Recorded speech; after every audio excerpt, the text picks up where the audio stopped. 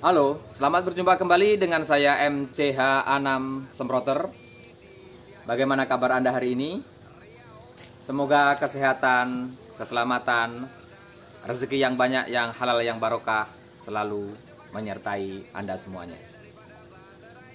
Dalam pertemuan kita kali ini, kita coba akan membahas mengenai pengaruhnya tingkat kekesatan herbisida terhadap prestasi ataupun output kerja.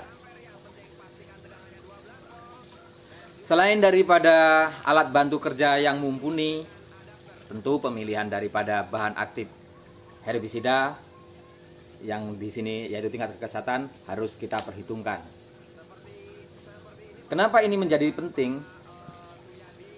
Karena tingkat kekesatan tersebut akan mempengaruhi efisiensi waktu dan juga efektivitas herbisida itu sendiri. Bagaimana caranya? Sekarang mari kita mulai berhitung dari sisi efisiensi waktu. Saya beberapa kali melakukan pengujian dari beberapa merek dagang yang beredar di pasaran. Dan di sini memang saya tidak ingin menyebutkan satu persatu merek dagang tersebut. Karena pada dasarnya sudah beberapa dari agronomis maupun formulator maupun perwakilannya itu berkunjung ke tempat saya dengan menawarkan beberapa produk andalan mereka. Dan di sini karena saya freelance, artinya itu tidak terafiliasi dengan perusahaan manapun, jadi kami bebas untuk menentukan pilihan berdasarkan perhitungan-perhitungan versi kami. Di antaranya kembali lagi mengenai efisiensi waktu. Karena apa?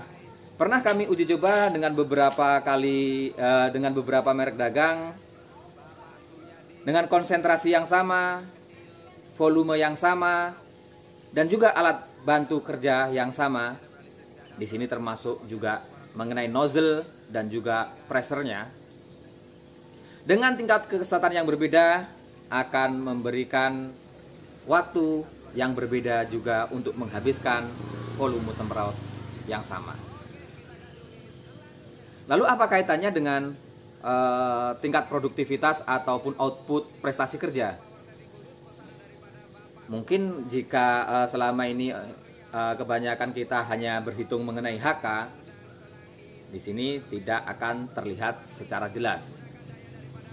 Akan tetapi bagi kami, khususnya tim kami, pemborong semprot yang kita hitung berdasarkan prestasi kerja ataupun hektar, di sini akan sangat-sangat terasa bagi kami. Kita buat analogi, katakanlah merek A dan merek B. Kita uji coba menggunakan alat bantu kerja yang sama, dengan volume semprot yang sama, konsentrasi yang sama. Katakanlah dengan 15 liter tabung sprayer.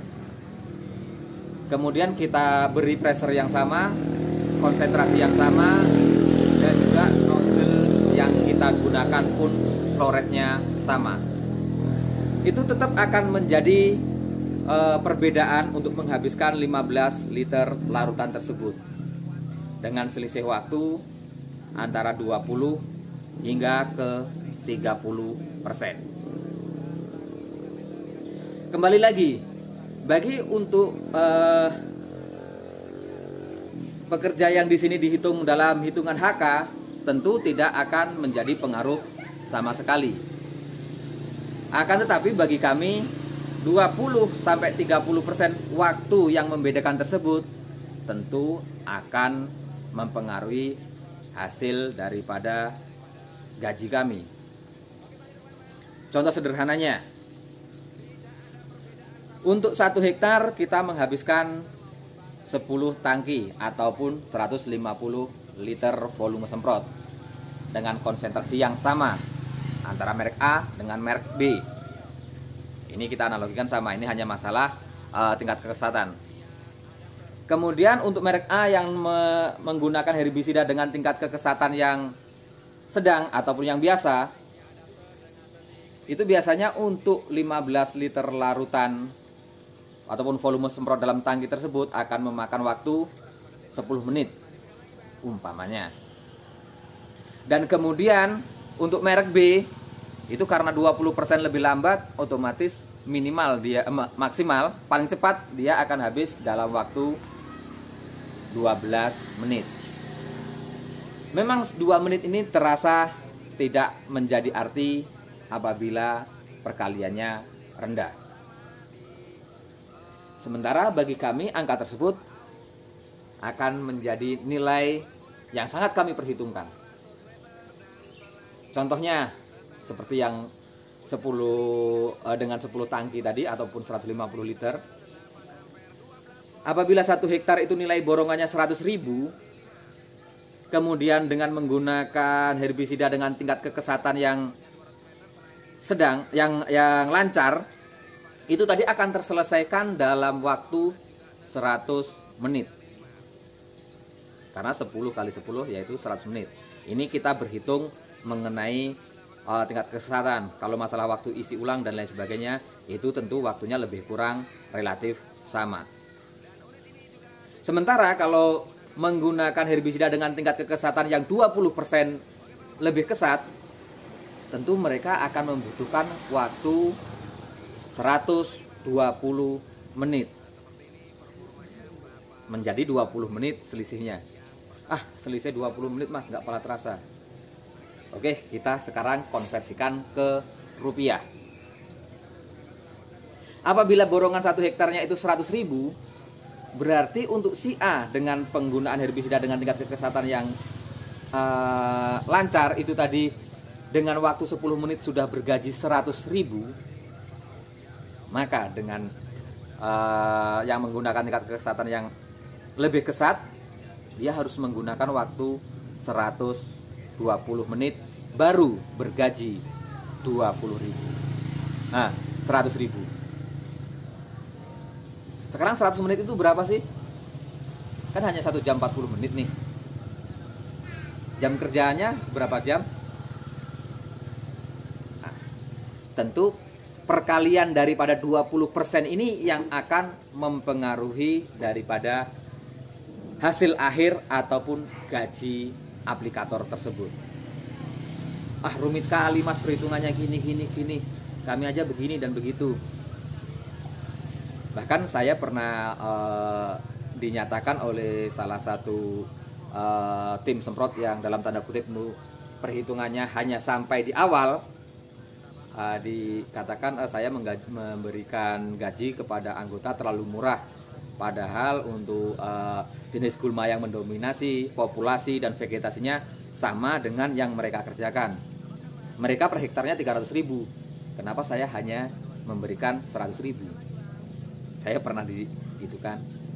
Kemudian saya jawab, untuk menyelesaikan nilai borongan yang 300.000 tersebut, Anda bisa selesai dalam waktu berapa hari? Dia menjawab, kami selesai 3 kali ataupun 3 HK. Kami selesai dengan jam kerja mulai pagi sampai jam 3. Berarti estimasi 8 jam kan? Lalu saya jawab, berarti kalau 300 dibagi 3 HK, berarti 1 HK-nya Anda hanya bergaji 100.000. Benar. Sekarang saya hanya menggaji ke anggota 100.000 per hektar.